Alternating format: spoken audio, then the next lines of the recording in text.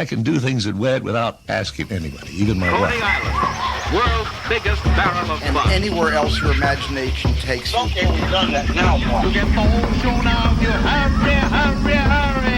Anything's possible in Disneyland.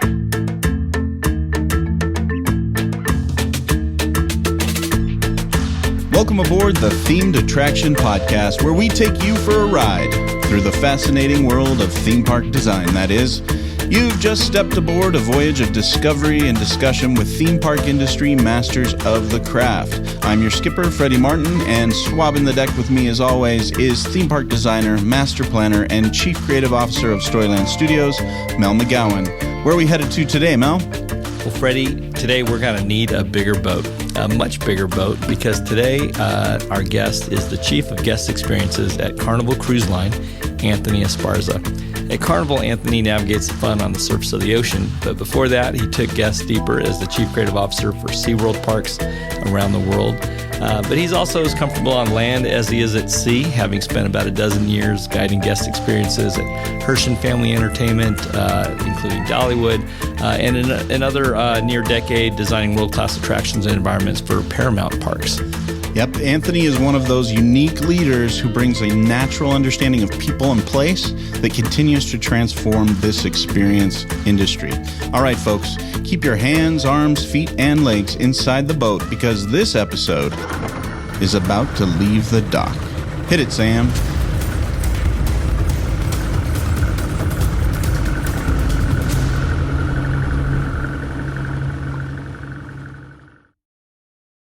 All right, Mel, can I be honest? I hope I can. So we, are breaking the fourth wall here a little bit.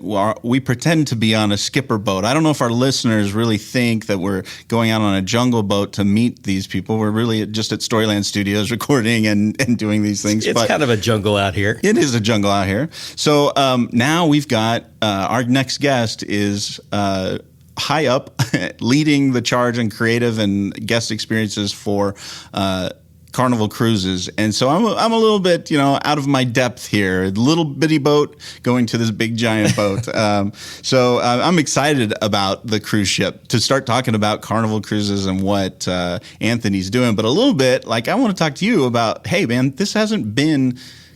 cruise lines have been, yes, the leisure industry, but they're really taking on a theme park discussion here in the industry, over the past 20 or so years. Well, I think it's cool. Anthony and I are pretty good friends, and I know for him, it's still relatively new. He's still drinking out of a fire hose, and the reality is that that initial shock of the differences, I think, is settling into a realization that it's really more different vocabulary and different languages. But at the end of the day, there's far more parallels, I think, than either one of us kind of imagined as he was making that transition from quote land and inland-based ocean-themed experiences to actual aboard the boat experiences.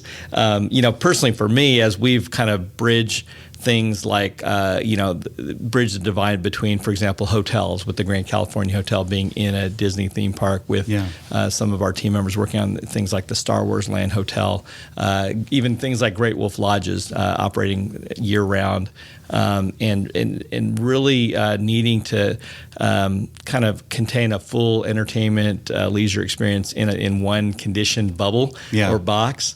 To me, that analogy of stationary cruise lines or cruise ships is really appropriate when you think of some of the new directions that our industry is going into. Again, take that Star Wars hotel as an example.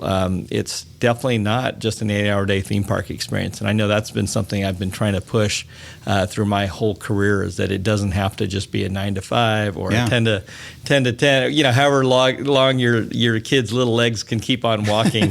That again, you could still be immersed as you're having dinner, as you're going to bed, as you're waking up from that REM sleep state, and still be in that reality. And so I think the geography is less of a bigger deal than we would originally imagine. Yeah, that's right. I'm excited to talk to Anthony.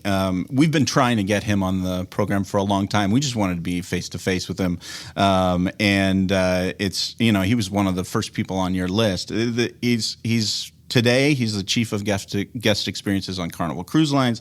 He's been a consultant for people throughout the industry, chief creative officer at SeaWorld Parks, chief creative officer at Herschend Family Entertainment for a dozen years, and before that, Paramount Parks. I mean, this is a guy with a real strong background and really understands what this industry is and where it's going. Well, even before that, I mean, I think he started his career off as like a model maker within Landmark Entertainment, which is a name that's kind of almost forgotten these days. Before. But back in the day, that was one of the only providers of themed attraction entertainment, former Imagineers, like what we do at Storyline Studios now. It was one of the only Imagineering spatial storytelling operations that was available to non-Disney clients, or even back to Disney and Universal. And he was really a key leader there at Landmark for a lot of years before he even jumped ship and went over to Charlotte and Paramount Parks. So I've gotten to know him over almost the last decade. And boy, I'm trying to remember. I think that I first met him when he was at Herschend at Dollywood, and we just had a lot of mutual friends that said, you guys have got to get to know each other. You got a lot of core shared values and common passions, and it really was just a great friendship. It turned into really kind of more of a mentoring opportunity for me to take advantage of. And he had connected the dots of a couple of key hires that I've made over the years, including his son at one point. Wow. Which was just an awesome opportunity to not only to work with a great young individual in Andrew, but also to kind of understand the way that Anthony, as a dad, spoke into his son and imparted his passion, and that was really just a powerful thing for me to see as a younger dad, I guess, slightly younger dad, with all of my kids. But beyond that, to be able to kind of see things around the world with Anthony, to follow his career as he's moved on. And then we've been able to collaborate on a few things. And most recently, the session that we were just in, we've been sharing this passion for moving the industry towards this, something we'll talk about a little bit later, this idea of purpose-driven design, that there's a little bit more to the tools of the trade that we have in experience design than just fun and games. It's something I actually got to speak on Monday at the convention here, the idea that there's this shift, that people are hungry for things that create kind of more of a transformation inside, as well as a changing of the world, that things can have a little more significance and intentionality, and we're so blessed to see little projects like our Poverty Encounter experience get awarded with that THEA award, that people are recognizing there's some value to this thing that isn't just about, return on investment for corporate shareholders. It's not just about fun factor or adrenaline rushes that are here today, gone tomorrow. But again, this idea that you can actually move the needle forward in terms of transformation. So we're excited to collaborate on that. We just, have over the last few years have started this really powerful way to kind of cap off the IAPA week with this International Prayer Breakfast. So we just had another mutual friend, Mario Mammon, and his beautiful wife, Dr. Cynthia Mammon, kind of share their story in being the Walt and Lillian Disney of the Pacific out at Enchanted Kingdom in the Philippines, and what an inspirational journey. And so, again, I'm so thankful for both Anthony, his family, and the friends that he's introduced me to. Yeah, that's really cool. I mean, you can really tell from the interview that we're going to get to that is his passion, is like sort of locking on to mission. No spoilers, but in this interview, Anthony starts talking about core brand story or mission behind what a themed entertainment enterprise can be. I wanted to dig in with that with you. So how do you think that theme parks, specifically theme parks, or let's go out on the ocean, the theme parks on the water, how do they hit or miss when it comes to understanding and expressing their core mission? Well, again, I think we think of mission as more than just a collection of wordsmith words, right.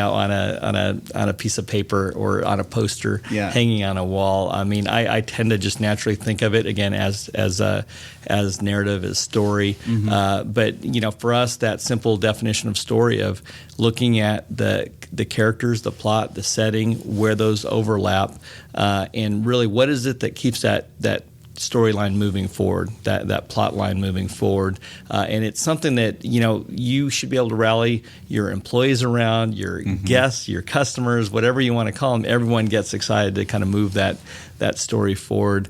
Again, whether it's Disney and helping families make memories together. Every organization has a different DNA and mission and story. There's just a different feeling that you get when you step into a Universal City Walk, for example, versus going across the Seven Seas Lagoon.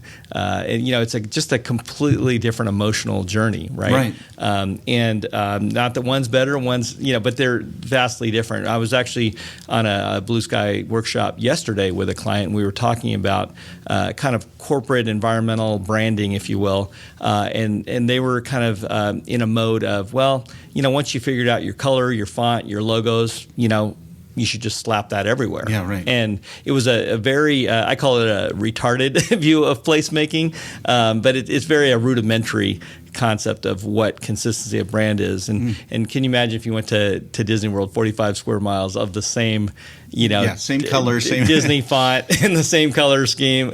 There's no way. But when you apply to a larger canvas like that, and what your core mission is, you can still have a continuity and consistency of guest experience. And even something simpler like Starbucks, just serving coffee. Yeah. They do that in lots of different contexts, right? From a suburban drive-through context to downtown Seattle, Pike Street Market. There's lots of different settings that works in, whether it's stacked shipping containers. But again, at the end of the day, there's a continuity of experience they've been able to create around that idea. In the case of Starbucks, around that idea of creating that third place environment that is available to Europeans on the public square and piazza, but in 21st century America was often missing in suburbia. Anyways, I don't want to go too off on a deep end on that, but again, I think knowing what the heart of your story, your DNA is so key to being true. And again, I think Main Street USA is still the best example of that, of Walt inviting the world to step into his childhood. It was such a personal thing that's really held the test of time, and it's just so different than just lawyers going out and trying to gobble up whatever IP they can buy and trying to hand that over to a design team and say, cobble something together here. Yeah, that's true. All right, let's do this. It's time to muster on the deck in our orange life vests for our safety briefing for this giant cruise line episode. It's off to Orlando, Florida, the lobby of the IAPA Expo, for our interview with Anthony Esparza. Well, I am so excited. One of the first guests that we thought about having on the show was a good friend of mine, Anthony Esparza, who has also been kind of more than just a friend, really a mentor, one of the genuine gurus in our humble little industry, and also one of the most humble guys that you'll ever meet. And I can't believe it's taken us this long to corral him. Part of it is he is a man on the move. He's been everywhere, lived in lots of different places, most recently in South Florida, but we catch him wherever we can. So here we are at the close of IAPA, catching up with our good friend Anthony Esparza. Thanks for being on the show. Thank you. Good morning. So what a journey it has been for you. Yeah, it seems nonstop, But, when I look back, I can't it's amazing to think that it's been over 30 years doing this. And you I don't feel look a day over like 30. I just started, and I love it. Like you, I see it in your eyes. Looking at you right now. We love our industry, and we love serving guests and coming up with these crazy ideas that we do, and finding ways to work with our friends and have a purpose behind the things that we put together. And it's nonstop, but we're going at it. Well, it really kind of brings it to home. We just actually got out of a room with Mario and Cynthia Mammon, who I think of as the Walt Disney of the Pacific, the founders of Enchanted Kingdom in Philippines. And he was sharing how, just breaking into the industry. The very first person he talked to was Landmark Entertainment back in the day, where you were, and now they're celebrating their 25th anniversary, quarter century. Yeah, so, that's amazing. Like I said, you've got some roots here. Yeah, I originally I grew up in Los Angeles, and I went to UCLA and got a design degree there. And right out of school, I was, of course, thinking I'm going to go work for Disney. And that's what I want to go do. And then, of course, I walk over there, and everybody's walking out the other way because they had just had the big layouts from Epcot Center, and had this weird little lunch with Mark Davis, famous designer guy. And he said, "You don't want to work for Disney. You want to go work for these new guys who just sort of left here and started Landmark Entertainment." Yeah. And I started as a model builder, just watching everybody pitch projects and learn how to present and make artwork magical, and then over time I learned it, and off we went. Yeah, that's super. So tell me about the next phases of your life as you kind of moved into leadership, and we talked about earlier. Hey, you got to learn how to do spreadsheet. There's all these different disciplines that you had to. It's funny, you only appreciate it when you look backwards, right? But at the time, my goals are to build cool attractions and have a shot at it, and of course, you have to earn your way, and the way I earned it was, I was lucky enough to be mentored, like you said, by people who said, "Hey, slow down, kid. You need to learn some things, or put some crayons in your crayon box," right? Mm-hmm. So I look back, and I had my chapter as a coordinator and project manager, and I had an opportunity to be creative directors on certain projects, and then I got to lead people for the first time, and then I got sort of whisked out of the agency life of Landmark and plopped into Paramount Parks. And that's where life really changed for me, because I was an LA boy, and just had my first child. And they said, "How'd you like to move to Charlotte, North Carolina, where King's Entertainment used to be headquartered?" Right? But the funny thing was, I'd go to Charlotte to set up the new guest experience team, and all my business was back in LA, because that's where Paramount Pictures was. But I got to build or work with a wonderful team of people, and that's where I learned branding and the art and the nuance of IP, working with Viacom. At that time, Viacom had some pretty big brands going. They had MTV and all the Paramount movies, and Nickelodeon was really going at it, and our job was to translate all the brands into these new parks that they acquired. And it was nonstop, because it's 5 parks churning out attractions every year for 8 or 9 years.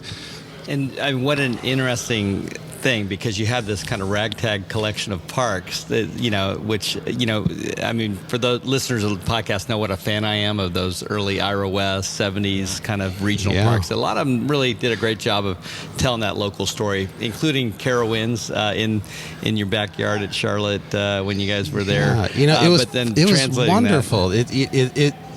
I felt like I had the perfect scenario, because I was kind of off the radar.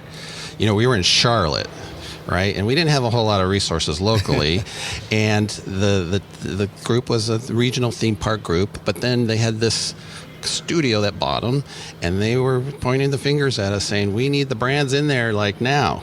And so we made it up. Right? And we kind of scanned what brands we could get. And of course, Nickelodeon became a good partner of ours, and we launched their whole theme park location-based world through Paramount Parks. And everything you see today, Nick Universe, all those names came from little Paramount Parks, as it began. In some cases, just a facelift to existing Kiddielands. Yeah, right? But the strategies of how to integrate the characters, and knowing that the characters were going to be, changed over time, and how do you build things in brick and mortar that needs to be flexible.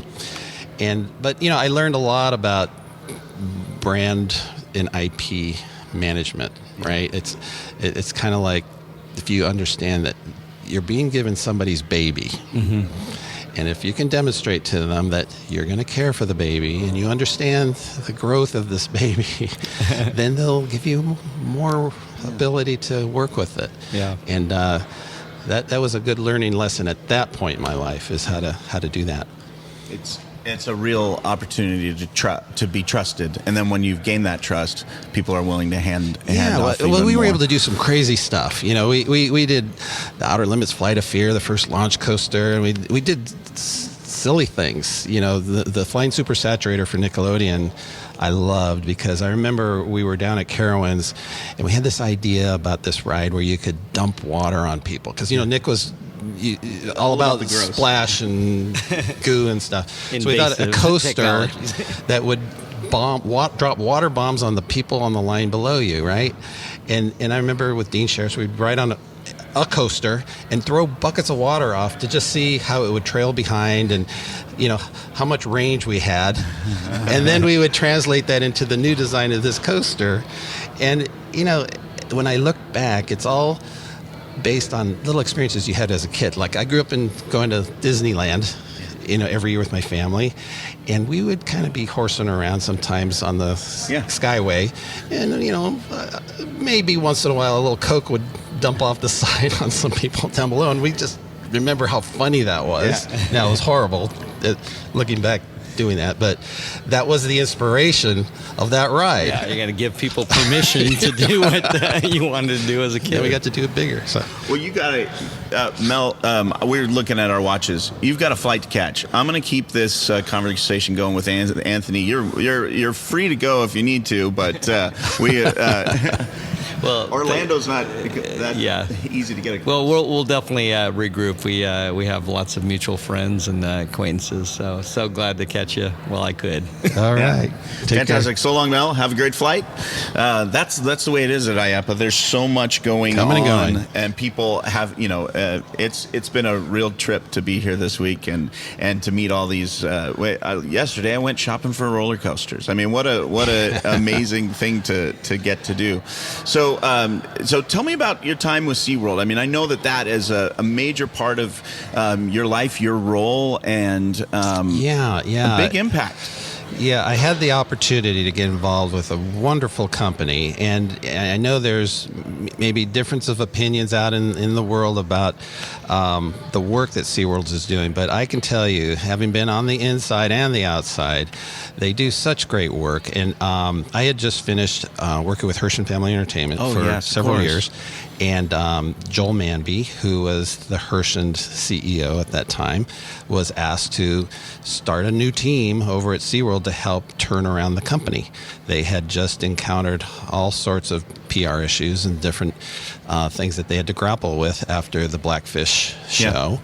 And they decided that they needed a team to come in and sort of help map out a new future of attractions and a new voice, and sort of make some big decisions on how to move the company forward. So I joined that team and did that for a couple of years, and it was wonderful.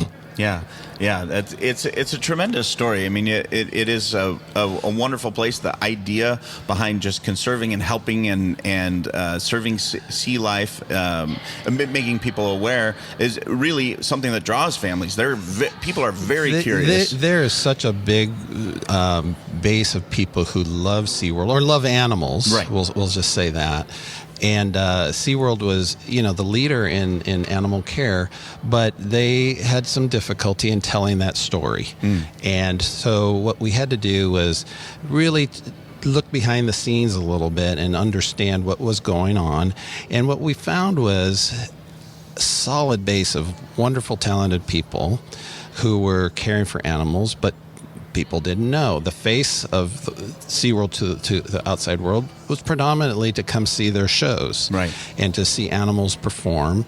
And also, they were a little closed to showing what was going on behind the scenes. So suspicion rose, Blackfish happened, and suddenly they became the poster child for what not to do. Right. And so it was difficult. I tell people it was going in there. When we went in there, was tough going because everybody didn't like you. Yeah. And my kids would even say that their friends would tell them, your dad works for SeaWorld, Yeah. you know, all those kinds of things. And so what we had to do is begin to tell a different story. Yeah. It wasn't to make one up. It was just to shine a light on what was really going on. So we did different things. We first we created a new voice of SeaWorld coming alongside you. Mm-hmm. Okay, instead of you coming to see us and our shows and the different things that we have, our wares, it was more of using our platform, our resources, our knowledge to come alongside, whether it was a child and helping them learn, coming alongside a teacher, helping give them the resources to motivate their kids, and all the way up the ladder to families and helping them get excited about going on vacation, or aquaphiles who need more information to decide on their own. And so we started cool events. You know, we opened the back of the park and allowed you to go inside out and see for yourself where the orcas were fed and how the facilities were. We merged new ideas, you know, because it's what we do, right? We create attraction. So at the time we were exploring digital technologies on how to present these animal stories through digital means. And one of them, we did 3 different VR projects over time to just experiment. And one of them was purposefully to show you what it was like under the water with the orcas, so you could see what they see and what they live. Yeah. And so we had the first 360 3D underwater virtual reality experience to be with the orcas, which was really magical. We did this at San Diego, and you could just decide then. You know, there was nothing to hide. Yeah. And so we did layers of paint of different kinds of things, nighttime events that brought a cooler brand to SeaWorld because they closed early at the time. And it we scratched our head over that and saw that as an opportunity to make SeaWorld more fun and to stay later. So we created Electric Ocean, the new event there, which was glow and EDM music and all the kind of cool stuff that started a tradition that they continue now. And then, of course, we started the attack on rides. Yes. You know, and as you know, there's a lead time on that. So the early buttons were events, the messaging, the activities you can get involved with, and then that led as a follow-up to really fun, cool rides like Mako and Sesame Place. I use that as a great example of a validator of the branding change that we made, because Sesame was really particular about their brand, and we had to reconfirm our relationship with them. Right.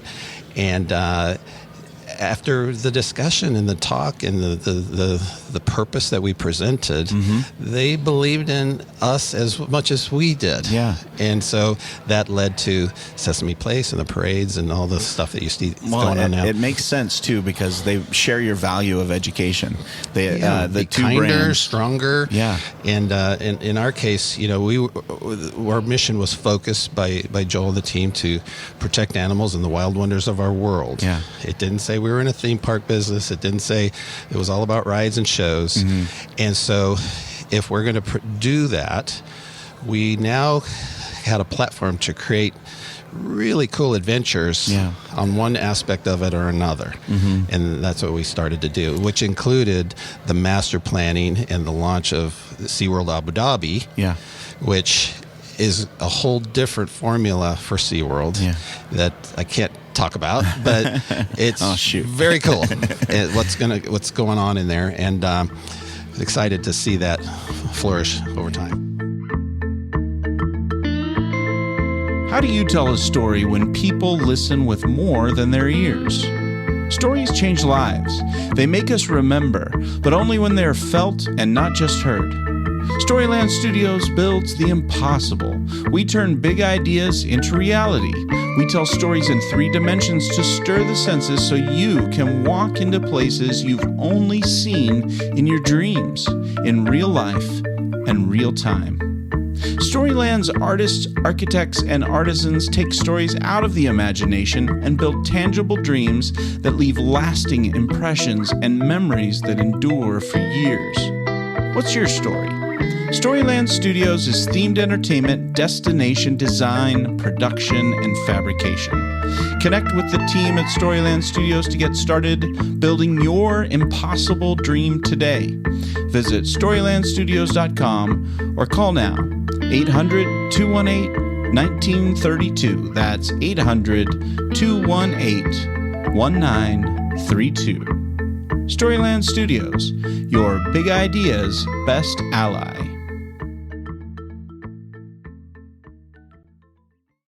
Talk to me about your as a creative leader. Tell me about what it is to. So leading teams is such an important aspect to being a great leader, being a servant leader, being the type of person who listens and changes, but who also isn't afraid to take risks. Talk to me about your leadership sort of philosophy. Well, like we talked about, you earn your crayons in your box that you get to use for later. I learned a big one when I was over at Herschend, and that's the power of building a strong culture, a company culture, and a culture in your own team. And that's built around servant leadership, which really is a simple idea that, the normal pyramid of power, if you want to call it, boss is on top and he's got people below him and they've got people below them, all creating objects and things and efforts for the person above. It's turned upside down. And the work is the power of building a culture. It was very simple, and it was based on simple things like, what are the logs in your road, and what is the wind in your back that I can give you, And if you talk to each of your staff that way, and you just ask them those two questions, what are the things kind of holding you up? What process that we don't do right, or somebody's not cooperating, or a thing that is necessary to have happen. But then at the same time ask, what is the wind in your back that I can help bring? And that's intangible stuff that's very personal. And when I would ask those questions, sometimes I get an answer as simple as like, it'd be great if I had a bigger monitor. Or could I go to IAPA and see some of the stuff that some of the others get to see? But you have to be very diligent about it and track it and write it down and follow up. So in other words, you should, as a leader, know what the logs are and the wind that's necessary on each of your team, and then work on it. That's what you do all day. That's your job. Okay. In other words, you're supposed to clear the way and help push them along and help them. So it was that attitude, and then doing it in a certain way. We called it leading with love, which are all the dimensions of that, which range from trust and humbleness and other things. And that was our evaluation. And we talk about that. It's like, how trustworthy were you this year? And honest. And it wasn't honest like, lying or cheating on your budget or something. It was telling people the truth about their creative works, or those awkward things where you kind of wonder, does anybody really ever tell you the true thinking about what you do and how you do it? So what it did is the politics meter just went way down. Right. So after learning all that, I was able to bring that to SeaWorld and other places, and it was, to me, a light went on which said, you know what? In the themed entertainment industry, maybe it's time for the next level. Right? And the next level, I kind of say it's like this: the story's over. And what does that mean? It means we've been working for decades, first of all, to get our clients and each of us as industry people to understand that we're story driven, right? I mean, you asked 20 years ago, that was a new thing. That's right. Right? That's right. And now we've got systems, we got vendors, and everybody kind of knows the language, kind of like the movie making industry a little bit, right? And we got that level one. So now, to me, I feel like, all right, level two is purpose driven storytelling, right? So in Herschend, our purpose was to bring families closer together. So, we had stories with different projects and different parks, and it was a Dollywood or so. But underneath it was, okay, how are we bringing a family together here? What aspect of that, or what part of that is going to happen here? And we talked about it. And then at SeaWorld, the same thing. How are we going to help protect animals and the wild wonders of our world here? So even on a roller coaster like Mako, the fastest coaster, the fastest shark. Yeah. But we told the story of how sharks actually, get a bad rap. Yeah. Jaws kind of worked against us a little bit here, Yeah. giving us a little scare when really, the sharks were being shark finned and are dwindling in certain populations. So that was our mission on that ride. Yeah. And every ride, and even Sesame, how do we help kids to be smarter and kinder? Yeah. So when you add that extra purpose piece, the culture got really strong. Yeah. So no matter what was happening in the outside PR world at SeaWorld, we were together as a team feeling like we were kind of just needed time to tell the new story, right? And they're doing a great job of rolling that out now. So and so at Carnival, their purpose is fun. Yeah. It's not drive revenues and different things. I shouldn't say that. It is. Yeah. So in case my boss is listening, we do that. But fun is the dimension. But when you ask, what's fun mean? I mean, isn't that what we all do? Yeah. But we talk about it in different ways. And we had this interesting conversation the other day. Somebody said, well, Eskimos have 100 words for snow, because that's their culture, right? I need to know if the snow's soft or fresh or strong enough to build an igloo or whatever it is. Right.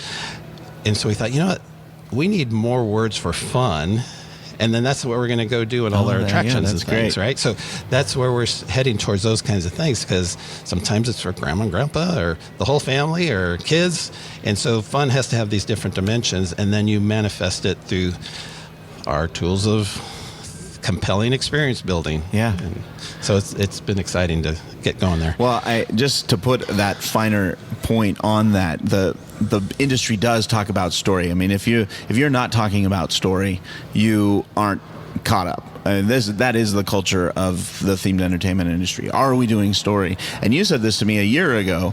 I want to be thinking about how to make story lead to transformation for people, and that's what I hear you saying. Because I think today, the decades roll by, right? Because I have the benefit of looking back at a couple, and the 80s were one thing, the 90s were another thing, and I think today people are wanting this. Yeah, they want jobs that fulfill them, for one thing. So this is a job retainment strategy too. If I work for a place that has this extra dimension, I feel better about it, and I feel good about talking to my kids about it and my family. And when the going gets tough, I might stick around, right? At the same time, the world needs it, right? We have the power through storytelling. I'm going to say we're good at it. Yeah.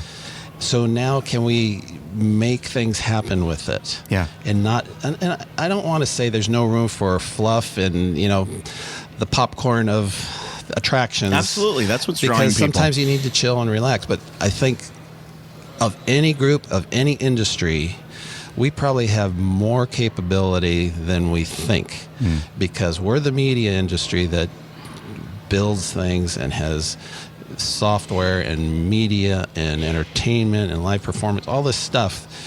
No other industry has that. Yeah. So we should be able to be the ones that can drive higher purposes into our work. Yeah.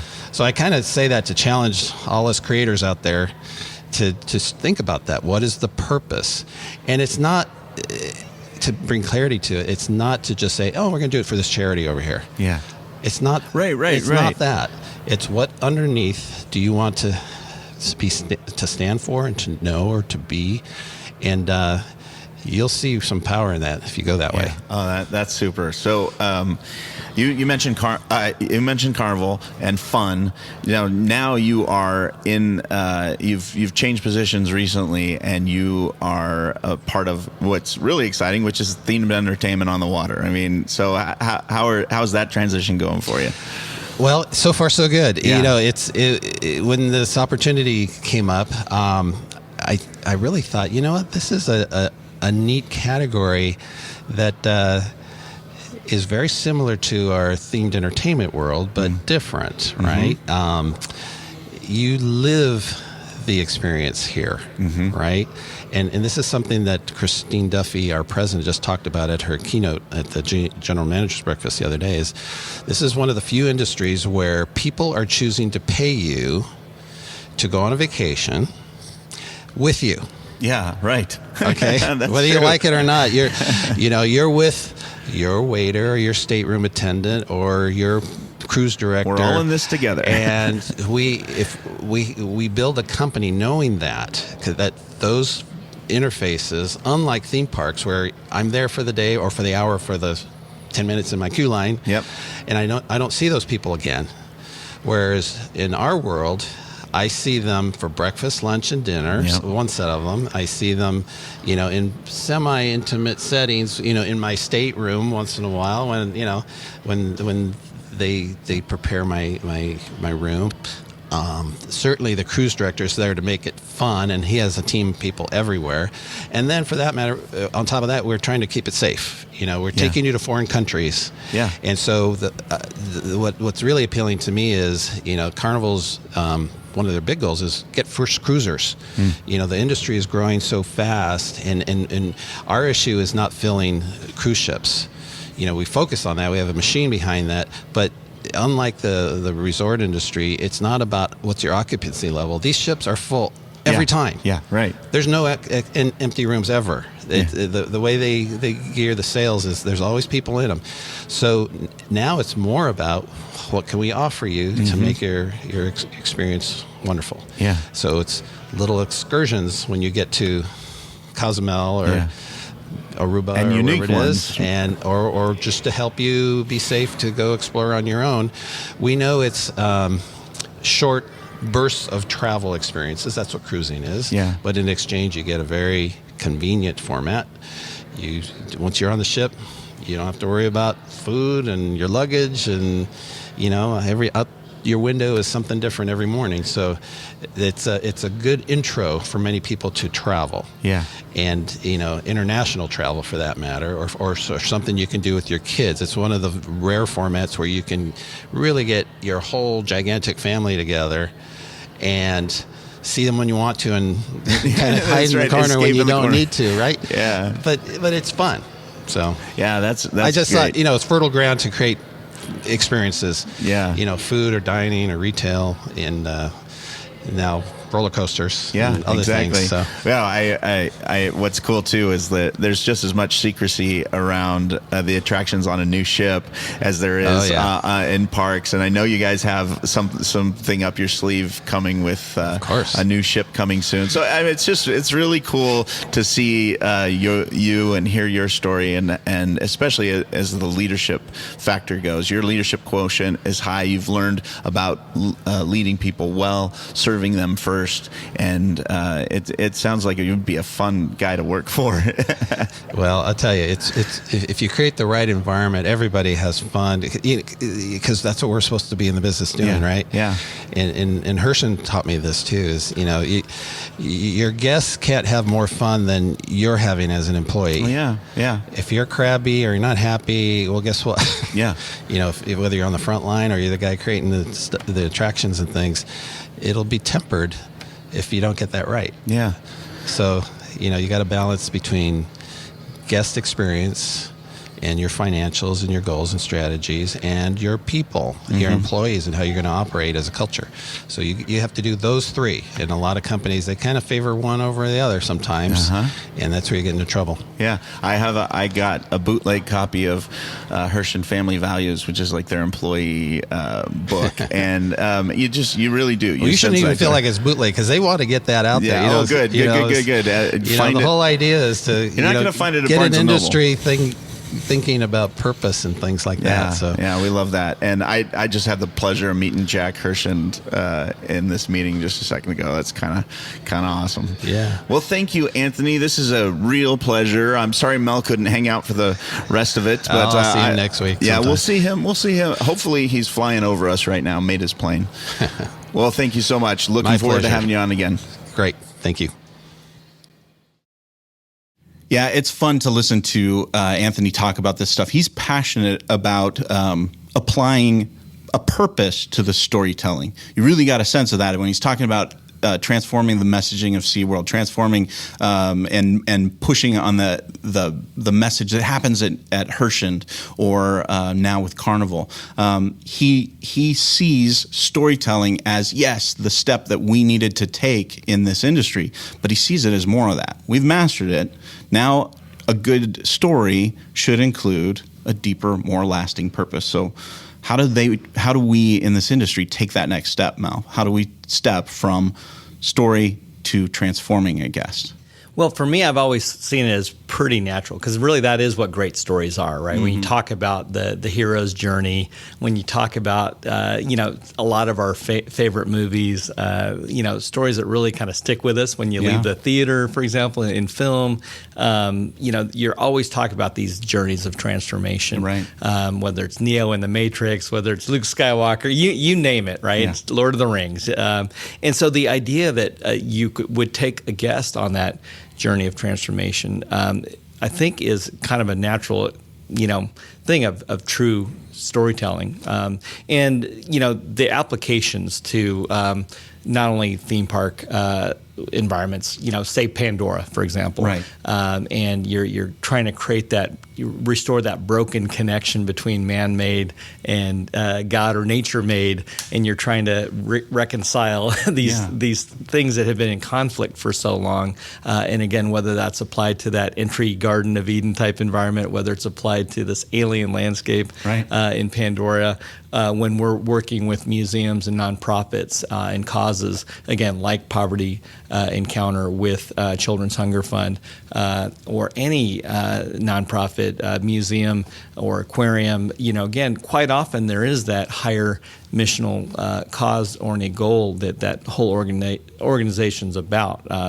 For them, the only reason they need to charge anything is just to be sustainable. They're not trying to line shareholders or investors' pockets. And again, a lot of guests are going to have a natural affinity for that same cause. I think it's in our wiring, in our DNA to kind of make the world right, make it better. And if we can have fun while we're doing it, why not? That's just a bonus. So I think there is this natural evolution. I mean, it kind of ties in with Maslow's hierarchy, right? Yeah, that's right. Of just surviving versus really emotionally, spiritually, intellectually thriving. Yeah. And there's a point where you just want to take that next step of having a little bit more significance and answering some of the whys of life, and to do that with the people you love, with your friends, even with strangers. Look across an eyeball and to be in sync. I think again, beyond just sharing that momentary adrenaline rush, when you pull into the station from a great roller coaster, I have no problems with that. That's awesome. But again, why not couple that with experience that again changes you or changes the world? I think that's something that people are hungry for. Yeah, it was really a pleasure to listen to Anthony talk about that, and I'm just honored to be part of this next phase in the themed attraction industry. Well, Mel, we've landed at lots of ports of call on this trip. I, for one, would feel good to get back to my little riverboat back home. Until we sail again, thanks, Mel. The Themed Attraction Podcast is hosted by Freddy Martin and Mel McGowan. We're so grateful you took the time to listen to our show. Seriously, over the past 21 episodes or so, we've heard from so many of you, met you in person or online, telling us how much the show means to you. Well, you mean a lot to us too. Truly you do. Would you do us one more favor and leave us a positive review on Apple Podcasts? This helps us get the word out and share the show with so many more creative people like you. We want to thank our guest, Anthony Esparza of Carnival Cruise Lines. Congrats on that big new boat, Anthony. Get access to more stories and interviews at themedattraction.com, an insider's look at theme park design by theme park designers. Start your own profile, discuss the latest creative advancements, and interact with your fellow theme park designers around the world. Follow the action on Instagram and Twitter at Themed Attraction, and join our active discussion group on LinkedIn. Connect with Mel by email via mel@storylandstudios.com, or follow him on Twitter at Mel McGowan and Instagram at Visioneer. You can find me at freddymartin.net and follow my adventures at Skipper Freddy on Instagram and Twitter. Our theme music was composed by Rob Watson. Other music provided by The Lost Dogs. This episode was designed and produced by the one and only Dr. Barry Hill. Barry is the author of Podcast Audio, a new book that helps you take your podcast production to the next level. Microphones that work, room acoustics, recording tricks, and producing a polished show file. Those all combine to create world-class podcast audio you can be proud of. Buy it now on Amazon or at rivershorecreative.com. You know, Mel, Barry truly is an animal lover. Every time he encounters a family of primates, he can't help giving them names of their own. There's Pat Baboon, Debbie Baboon, Daniel Baboon, and of course their hairdresser, Vidal Baboon. Thanks for listening, folks.